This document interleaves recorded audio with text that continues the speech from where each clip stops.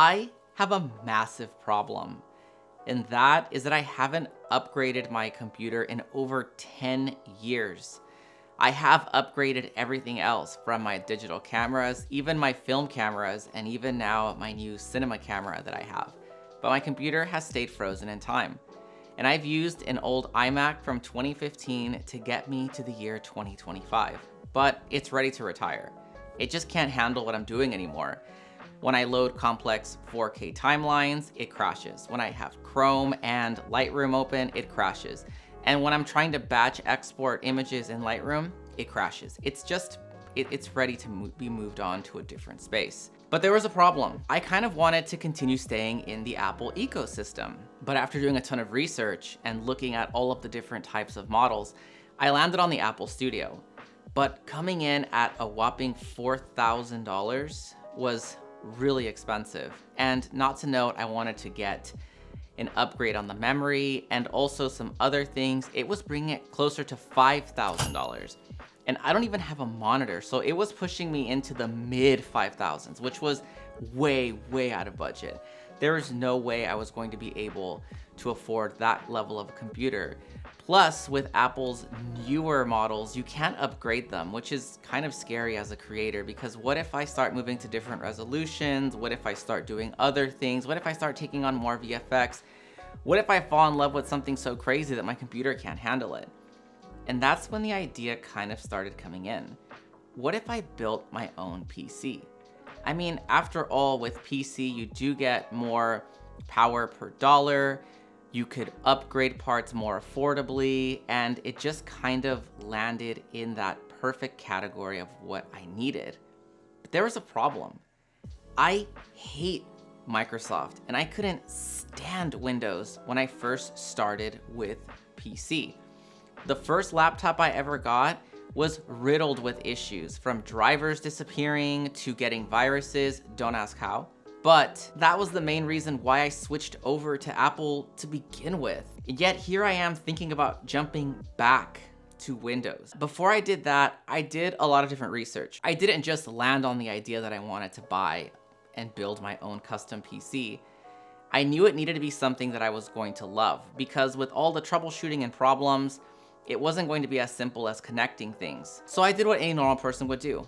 I did a ton of research, looking at different parts, going to PCPartPicker.com, and then trying to determine what would be in my budget, and then also asking ChatGPT to describe things to me as if I was a middle school student when it came to the most basic things, because I don't have PC building experience. But after nearly a few months, I feel like I kind of have the gist of all the things that are needed to build your PC and how everything works. So then came the next part. Is this going to be something I'm going to be able to do? Because before then, I literally thought that to build your own PC, you had to be soldering parts, you had to be a coder, you had to hack into your CPU. There was a lot of things I didn't know. So I did the next best thing. I watched over 20 hours of PC building on YouTube, from people talking about parts to describing what Intel and AMD has, to what a GPU does, to all of these different things like DDR4 and DDR5. I learned a whole ton of different things I never thought I would have to learn.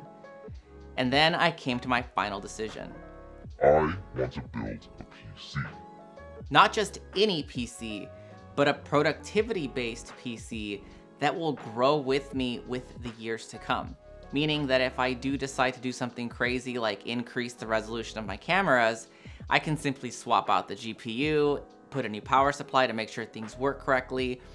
Now, not that a new GPU is going to be cheap, but it's not going to cost me $6,000. It's going to be a little bit more affordable and be able to grow with me. So then came picking all of my parts, which is what we're going to talk about next. First off, let's talk about the motherboard.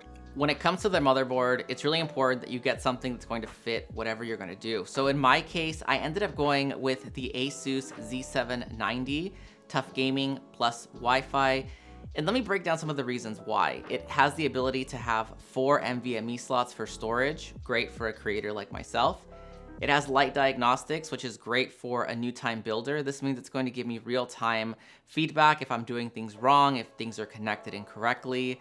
And it also supports the newest RAM memory of DDR5, which is the new gen and replaces DDR4, which we'll talk about when we get to the RAM. And of course, before you choose your motherboard, you have to determine whether you're gonna go with an AMD chip or, of course, the Intel chip. Now, let's talk about the CPU. For the CPU, I ended up choosing the i9-14900K. I know, I've heard every horror story that has come to mind with Intel, from people saying the chips don't work, to them overheating, to them consistently having problems. But I feel like this is something that happened early on with the production. Based on the reviews that I've seen now, things seem to be going fairly well with minimal issues, which is why I ended up going with this. For some, this may be a CPU that is complete overkill, but for someone like myself that's not going to be gaming a lot, since this is not a gaming rig. Wait, did you say no gaming PC? Oh, damn. Well, I do want to game sometimes. All right, that sounds better. But it's mostly going to be for running various different tasks like DaVinci Resolve, Lightroom, Photoshop, and I needed to make sure that this can handle this without the system crashing, which is why I needed a powerhouse of a CPU. Which brings us on to the next valuable component, which is going to be the RAM. For the RAM, I ended up going with the Corsair 64GB Vengeance, and this is going to be their DDR5 running at 6000 megahertz. So it's going to provide me with very fast, short-term tasks like running through timelines, having multiple tabs open, and also not having any lag while I'm going through my timelines. And at DDR5, the newer generation of RAM, it somewhat future-proofs me. Now, I know the PC building community hates the term future-proofing, but this is one of the reasons why I got into PC building, is because I can get more power per dollar and be able to make optimizations as I grow. So being in DDR5, although being a little more expensive, is well worth it for this type of machine.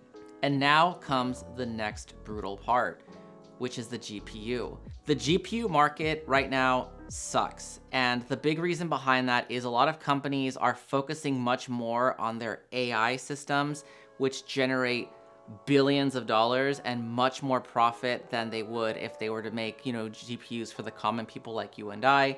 So that has caused a big issue.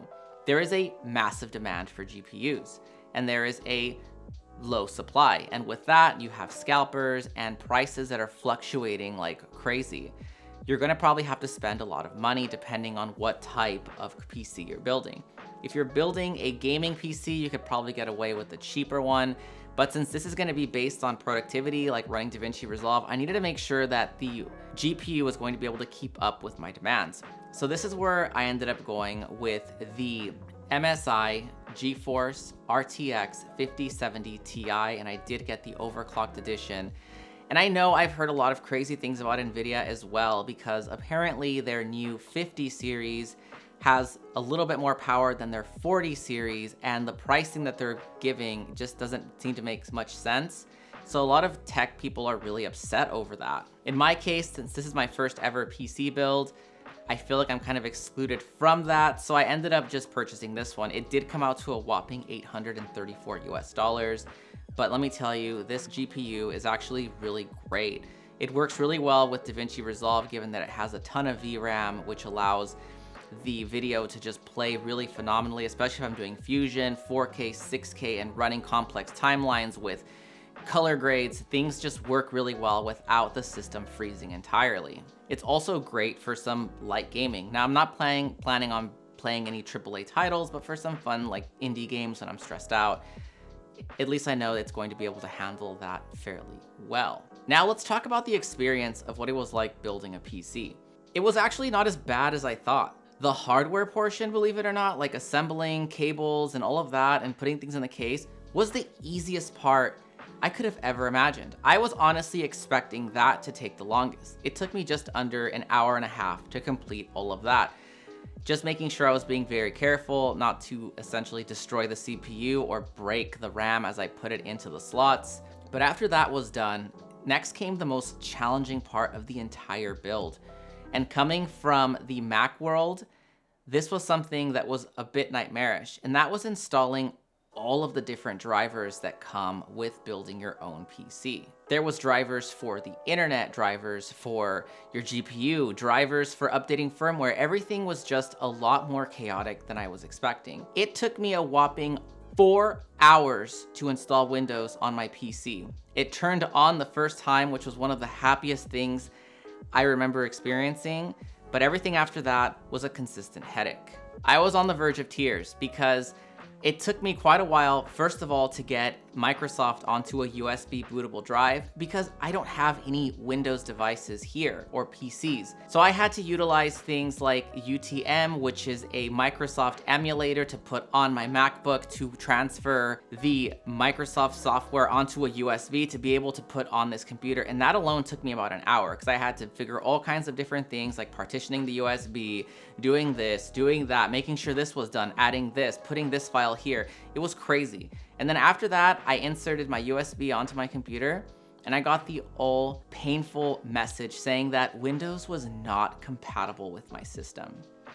And I was on the verge of tears. I was looking on YouTube, Reddit, TikTok, you named it. And I reached out to a friend of mine who recently built her own computer.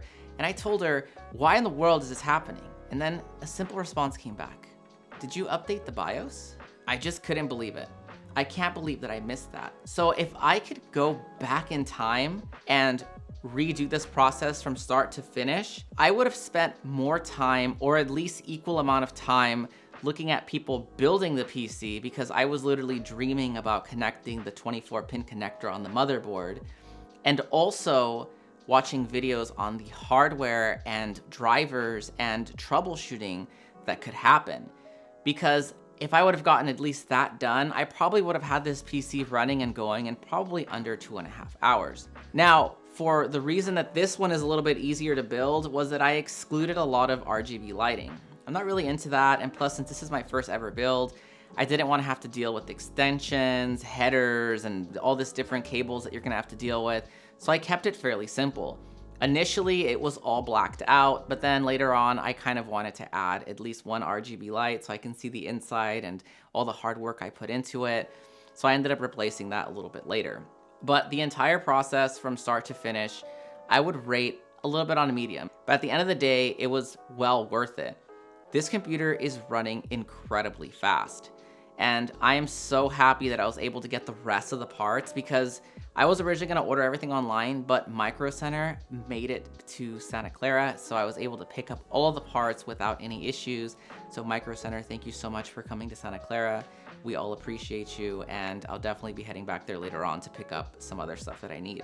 Well worth it. But if you are somebody that is just doing this to save money and are not really interested in the tech part of it, this may be a bit of an issue because building a PC after doing all the research isn't just about going into a computer store to get parts to put into your cart and then go home. It's about building a bit of a balanced system. You want to make sure that all the parts are going to work harmoniously, meaning that your CPU, GPU, and RAM are all fairly balanced.